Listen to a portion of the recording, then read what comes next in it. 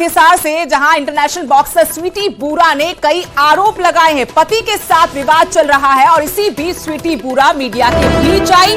स्वीटी बुरा ने कहा कि पति दीपक हुड्डा ने झूठी एफआईआर दर्ज करवाई है। मुझे दीपक से छुटकारा चाहिए। मेरे परिवार पर संपत्ति हड़पने के झूठे आरोप लगाए गए। अधिकारियों ने मुझ पर दबाव बनाया, घंटों थाने में बैठाए रखा और ये भी कहा इंटरनेशनल बॉक्सर स्वीटी बुरा ने कि मैं डिप्रेशन में हूं, मेरे साथ ज्यादती की जा रही है और कई बड़े गंभीर आरोप उन्होंने अपने पति दीपक हुड्डा पर लगाए हैं। आपको बता दें कि दोनों की तरफ से तलाक के लिए केस दर्ज करवाया गया है।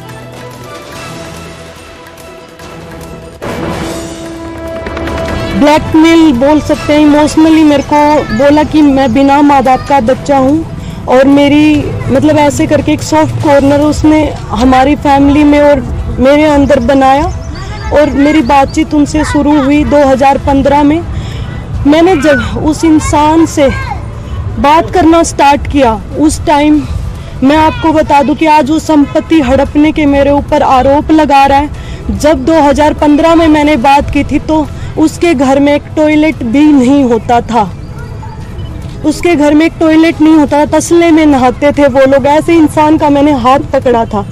मेरी गलती ये रही कि मैंने उस इंसान का, और उस टाइम मैं वर्ल्ड की मेडलिस्ट, इनकम टैक्स इंस्पेक्टर और एशियन की मेडलिस्ट और बहुत बार नेशनल चैंपियन रह चुकी थी। और उस टाइम दीपक हुड्डा इतना बड़ा चेहरा नहीं था। वो नेशनल खेला था लेकिन नहीं वो इंटरनेशनल प्लेयर था। अगर मुझे पैसे का लालच होता तो मैं क्या उस इंसान का हाथ पकड़ती उस टाइम। उसने विश्वास भी जीता मेरा और मेरे माता पिता का। हम उस पर ब्लाइंडली फेथ करते थे क्योंकि मेरे मम्मी पापा को वो ऐसे बोलता मेरा माँ बाप नहीं है तो आप ही मेरे माँ बाप हो।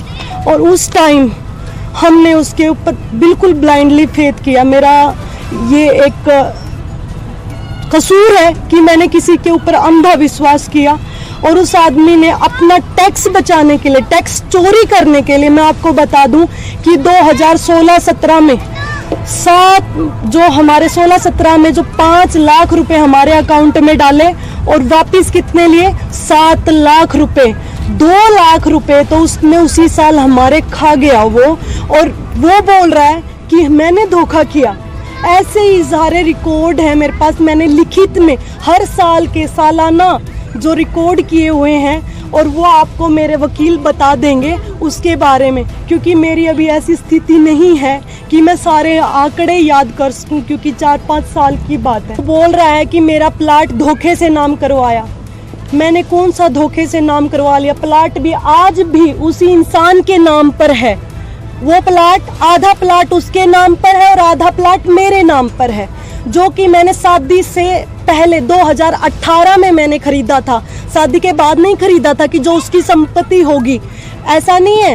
एज ए वाइफ मैंने उसकी कोई संपत्ति पर कभी कोई अधिकार, मैंने 100 रुपए भी कभी उस इंसान से नहीं लिए हैं। मैं आपको बता दूं उस इंसान का मैंने 2018 में जब मैंने प्लाट लिया, मेरे प्लाट की सारी ट्रांजैक्शन मेरे खाते से की हुई है। वो खाता भी यहाँ पर है। उसकी सारी डिटेल मैंने रोहतक पुलिस को भी दी हुई है।